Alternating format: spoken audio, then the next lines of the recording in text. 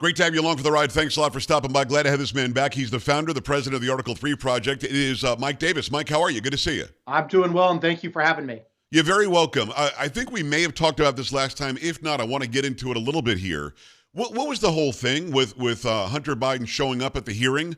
Those who were on the panel who were talking about it's about time to go ahead and hold this guy in contempt, some of them seemed surprised. Now, I had Jim Jordan on since, and he said that they were told right beforehand that Hunter Biden was going to walk in. Mike, it appeared as though they were doing some reality TV show or a documentary on poor victim Hunter Biden. What was that, and why do we allow that in Congress? It was so strange. We don't allow this at all. And remember, why Congress is investigating Hunter Biden is not because of his hookers and blow and his personal debauchery. It's because Hunter Biden allegedly is the bagman for Joe Biden and the Biden family, tens of millions of dollars in foreign bribes and other corruption allegedly from China, from Russia, from Ukraine, from Kazakhstan. It seems like every trouble spot around the world, the Bidens are on the payroll. And here's the problem. You have a president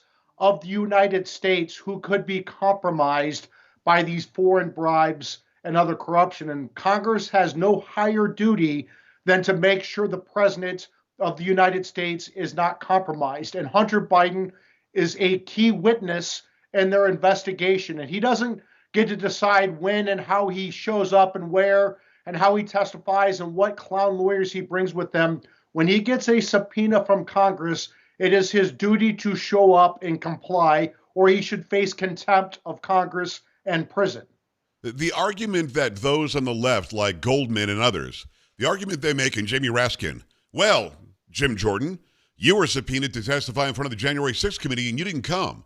Now, Mike, I'm pretty sure the January 6th committee didn't follow any rules of making committees. They ignored every Republican that the leadership on the Republican side wanted to put on the panel and put two rhinos on who actually are far left-wing liberals that hate Trump, and called them, in Liz Cheney and Adam Kinzinger, Republicans. So that wasn't really, in my opinion, and I guess Jim Jordan's opinion, and I want yours, it wasn't a legitimate panel, so the subpoenas, therefore, weren't legitimate. Is that the good argument, the counter-argument when they go after Jordan? Sure. I mean, that's one argument. The bigger argument is there are constitutional separation. There's the constitutional separation of power. There's the speech or debate clause of Congress where they are not compelled to testify in this way, just like with executive privilege. The president and his staff can't be hauled before Congress. Members of Congress enjoy the speech or debate clause. Judges have judicial immunity. I'm trying to figure out what Hunter Biden's constitutional immunity would be. I didn't see the hookers and blow clause in the Constitution. It's Article 17, Section 5. You got to read it when we're done here. It's Mike Davis. I'm being funny because it doesn't exist. Mike Davis, Article3Project.org. Go there and follow him everywhere. So Biden shows up, and I think the guy that was with him is one of the people that keeps buying his crappy art. And then when they sit down, the camera people they brought with them jump in the front and start taking videos and pictures to the point to where Jordan or Comer or somebody had to say, hey, we don't allow that in here. Get those cameras out of here. What are you talking about? And then he waits for the perfect time, dramatically. MTG starts speaking, and he gets up and he sachets out. Mike, I'm confused. Can I just go to Congress tomorrow, show up, bring anybody I want, take some pictures, do some social media, then walk out? I mean, what it did is it proved the case for contempt against Hunter Biden. Yes. He clearly got the subpoena. He showed up. He clearly was able to show up. Maybe they sobered him up for the hour and he showed up. So he was able to show up. He did show up, but then he made a mockery out of the thing. You can't show more contempt of Congress than what Hunter Biden did that day. And so the Biden Justice Department needs to figure out what they're going to do. Remember, they went after Peter Navarro. They went after Steve Bannon, presidential advisors who enjoy constitutional executive privilege. They're trying to throw them in prison for 4 months. What are they going to do about Hunter Biden? What is Merrick Garland going to do about the president's son? Is Merrick Garland going to continue to carry the water for his boss, or is he actually going to follow the law here? Article3Project.org is the website. It's Mike Davis. Mike, we appreciate you coming in. I'm glad you brought up Peter Navarro. I've had him on the show many, many times. Holding him in contempt of Congress actually had him arrested at an airport. It's had him go through the judicial system like some common criminal. Now they want to put him behind bars, as you said, for 4 months. I mean, why isn't anybody in the House of Representatives that's run by, I thought, Republicans, why isn't anybody calling out that hypocrisy and doing something to help him as Hunter Biden gets away scot-free? This is outrageous what they're doing to Peter Navarro. He was a top aide to the president of the United States. He was the assistant to the president, which is equivalent to a four-star general. He was the trade director for the president of the United States. If there's anyone who enjoys executive privilege, constitutional executive privilege, going back 250 years to George Washington, so presidents can get candid advice from their advisors without being hauled before Congress and ruining that candid advice and therefore ruining the presidency. It's an assistant to the president like Peter Navarro. And the fact that he asserted constitutional executive privilege and that was ignored by Congress and these DC uniparty judges to get Trump, it's going to cause tremendous damage to the presidency and therefore to the country. I didn't tell you this beforehand, but I wanted to ask you about Cori Bush. Are you following that case? Here's what I think when I see a squad member, and I thought the squad was only 4 people. I guess it's 8 now, and Cori Bush is one of them out of St. Louis. And she's somebody who just doesn't have a brain. When she was asked about taxes when she was running, she had no clue how taxation worked. But everything she says is racially based. Everything she says is she's a victim, has to have $70,000 or $100,000 worth of security. Well, this DOJ under Biden doesn't necessarily ever go after their own people. So when I see a case like that, Mike, and I wonder if you agree, did she step out of line? Did she do something the leftists and the Marxists and the globalists didn't like? Because I'm stunned they're going after her about this money that she siphoned to her husband to the tune of $100,000 for safety and security. Of course they're going after her because she got out of line, just like they did with New York City Mayor Eric Adams, like they did with New Jersey Senator Bob Menendez. They're doing it now to Cori Bush. Look, all 3 of them may be crooks, but Joe Biden, Hunter Biden, James Biden, every scumball Biden is on the take for the tune of tens of millions of dollars from China, from Russia, from Ukraine, from Kazakhstan. I don't see any Bidens being investigated seriously or going to prison.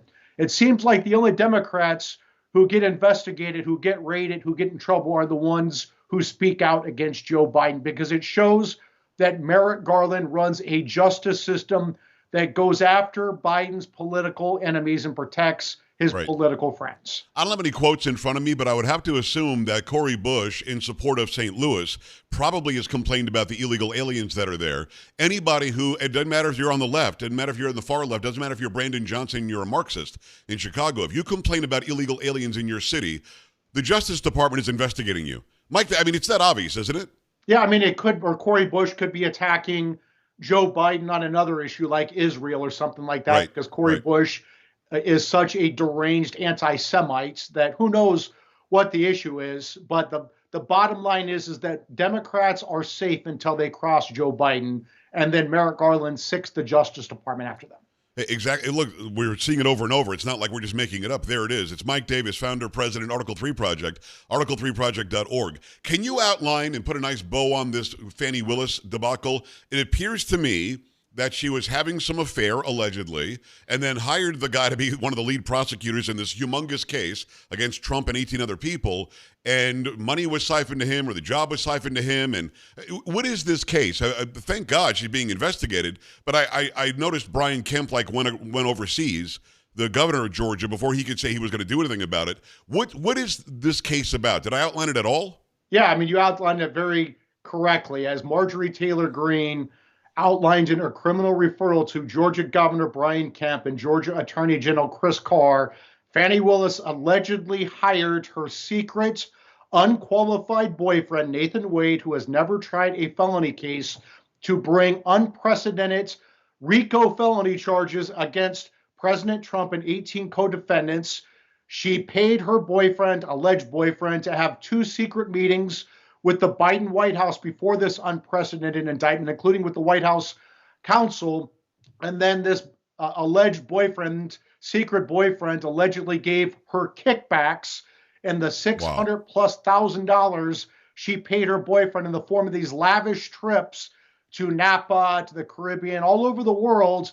And they paid this buffoon boyfriend substantially more. She paid her boyfriend, alleged boyfriend, substantially more than the other special prosecutors she brought on to handle this case. And the question you have to ask is, Why are you using Fulton County funds? Why are you using federal COVID funds to hire your unqualified boyfriend for over $600,000 when you already have staff who get paid a salary who could do these cases? This is obviously illegal. It's criminal if this is true.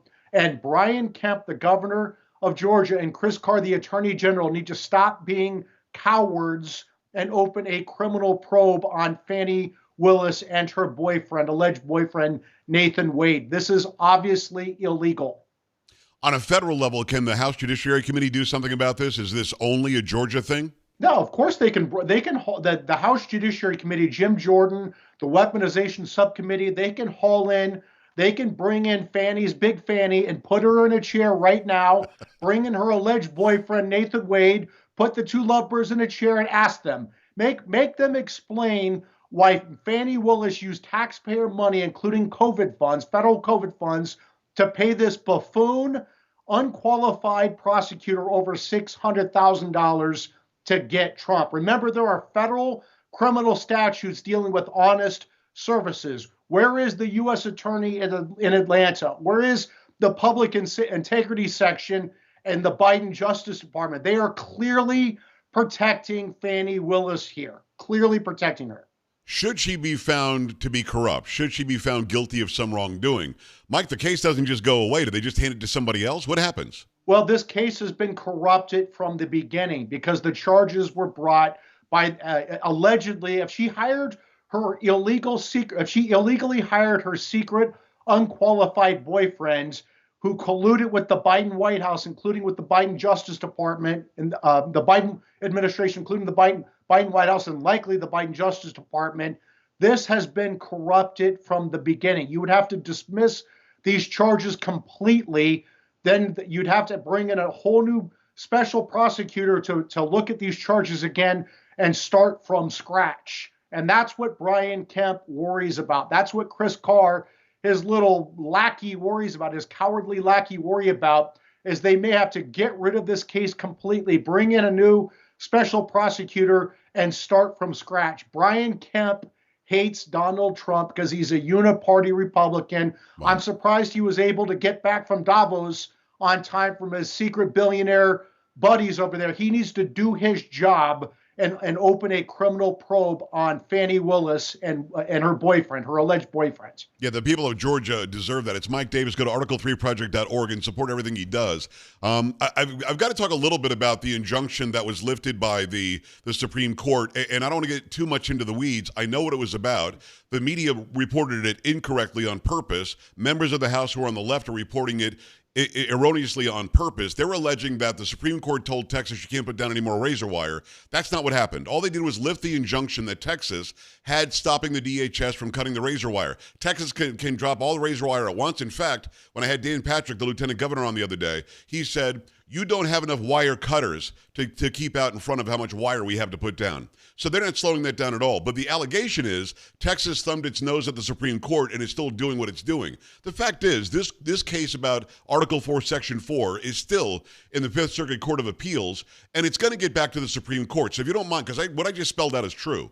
If you don't mind, what do you think happens should the allegedly 6-3 conservative court get the case that the federal government is not protecting Texas from an invasion? Look, President Biden is making it very clear. Not only is he importing an invasion into our country, he's stopping the Texas governor from performing his constitutional duty to protect his own state from an invasion. The federal government has a constitutional obligation to protect states from invasion, and that is exactly what is happening at our southern border. We have an invasion of our southern border, and Biden not only is not stopping this, he's running to the Supreme Court to get emergency orders for this invasion to continue. And this is outrageous. And we had this decision made on the emergency docket, the so-called shadow docket that the liberals decry. They only decry this shadow docket when it rules against them. You had the three liberals team up with the Chief Justice and Justice Amy Coney Barrett to give emergency relief on the shadow docket before any briefings, before any oral arguments. Not a case on the merits. It was a shadow docket case decided in the middle of the night, a snap decision. It was an egregiously wrong, unconstitutional decision. Right. And the Chief Justice and Amy Coney Barrett should be ashamed of themselves for being so weak and going along with this. Well, I agree with you, but the case is eventually, the full case is going to get to the Supreme Court. Do we have any confidence that a so-called 6-3 conservative court will do the right thing? Well, it depends on if the Chief Justice and Justice Barrett want to grow a backbone and follow the damn Constitution instead of being weak and cowed by the left. It is truly shameful what they did. Justice Barrett just put out a statement 2 years ago talking about how it is bad to use the shadow docket because you don't have briefing, you don't have oral argument, you don't have deliberations, you just make snap decisions in the middle of the night. What the hell did she just do here? She just did exactly what she said was wrong 2 years ago. She just did it here. I hope that she gets her head out of her ass and rules the right way the next time. I would hope so. And again, what buoys me is that it was, you're right, shadow docket, but it was only about the injunction. It wasn't about the actual case. They've got to do the right thing when they get the actual case. It's Mike Davis. Mike, quickly on E. Jean Carroll. Is in a civil case, I don't know that much about civil cases. I mean, I watch court as much as I can. I learn as much as I can. But in a civil case, doesn't the defendant have the right to present character presentation about the person accusing him? There are tweets galore that were just posted by Sarah Palin, as a matter of fact, about the sexual talk that E. Jean Carroll was doing since she allegedly was assaulted by Donald Trump. I mean, this stuff is stuff I wouldn't write, and I'm a dude. It's very sexual, it's very graphic, it's very tongue-in-cheek, it's very sexy. Then she's got the appearance with Anderson Cooper, where she's talking about rape and how people believe that's sexy. Then she's going to buy a French penthouse with Donald Trump's money. This woman's nuts, in my opinion. Doesn't Donald Trump have the right to present his evidence? They were going to lock up Alina Habba if she dared even put it in the closing argument. Yeah, this was a Democrat judge and a Democrat jury, and these Democrat lawyers funded by Reid Hoffman with this whack job Democrat Jean Carroll. She said that the dress that she had on, the dress that she said that she had on that day wasn't even made by, at the time she was supposedly raped. Wow. This woman named her cat Vagina. She thinks rape is sexy.